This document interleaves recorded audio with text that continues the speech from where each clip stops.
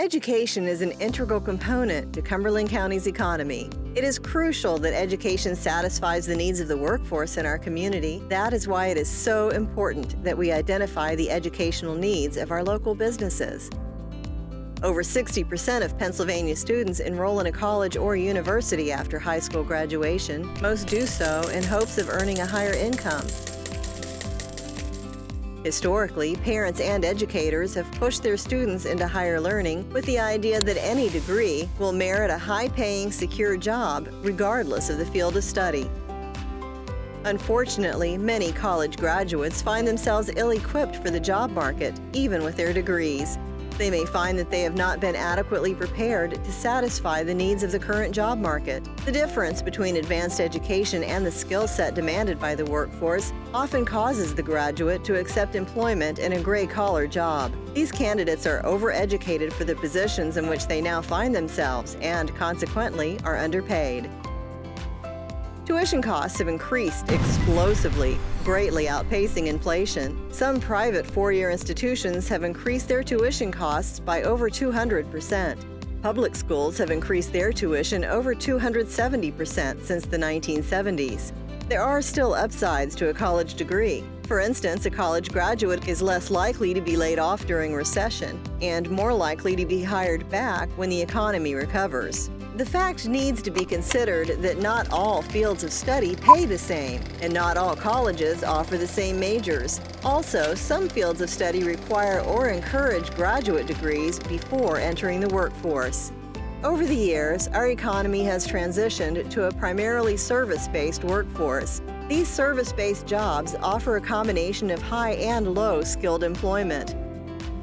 Higher education is still needed in some form to fulfill the needs of this type of workforce. Now, there are over 30 occupations that require only an associate's degree or less, with predicted growth offering wages above the average per capita income. Future career growth in fields such as the technology sector that would require training and technical knowledge or only an associate's degree level of education are sure to increase over the coming years. This year, the number of retired individuals will increase to over 56%, while the population of school-aged children will decrease by around 15%. The workforce is on track to lose thousands of people.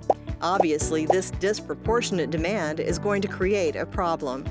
Because the baby boomers had fewer children than their parents did, school enrollment dropped dramatically. This has left businesses in dire need of applicants to fill available positions. In the current job market, for every job that requires a master's degree, there are 2 jobs that require a bachelor's degree and 7 that require an associate's degree or less. The job market breakdown of this 1 to 2 to 7 ratio has been in place since 1950 and will continue for the foreseeable future, even if the economy grows.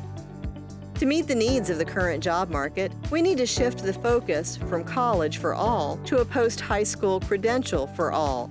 It is vital to our community and our economy that we provide a pathway to success for our students. Unfortunately, the current education model, which is costing our economy millions of dollars, is not serving us or our students well. We must therefore change our approach to post-high school education and guide Cumberland County students to successful careers and economic success. But how do we do this? Say a student is trying to decide between the career as a plumber or a career in business management. The average income for a plumber in Pennsylvania is around $55,000 annually, whereas a business manager may earn over $100,000 annually. At first, when comparing these 2 careers, it would seem that the career in business management would be the better choice by far. But hold on. When you consider interests, aptitudes, and skill sets, the choice needs further consideration. What if a student had the aptitude and interest to become an excellent plumber and could be a top performer in the industry? Now imagine that the same student lacked the aptitude and passion to become an excellent business manager. Their income would most likely reflect that. Plumbers at the top of the pay scale may earn $90,000 annually or more. But a business manager at the bottom of the pay scale may make as little as $50,000 annually. Since we now live in a knowledge-based economy, developing and perfecting a set of useful skills that are needed by the workforce is far more valuable than obtaining a degree just to simply have one. Employers can assist students in ascertaining where they excel and what they may be interested in. Businesses can offer internships, seminars, and apprenticeships. This gives the student an opportunity to experience different careers around them. We need to focus our efforts into guiding students to careers in which they can be successful, provide them with the knowledge, skills, and training that are in demand by today's workforce. Investments in career programs for high schools, technical schools, and other institutions are vital in preparing tomorrow's workforce.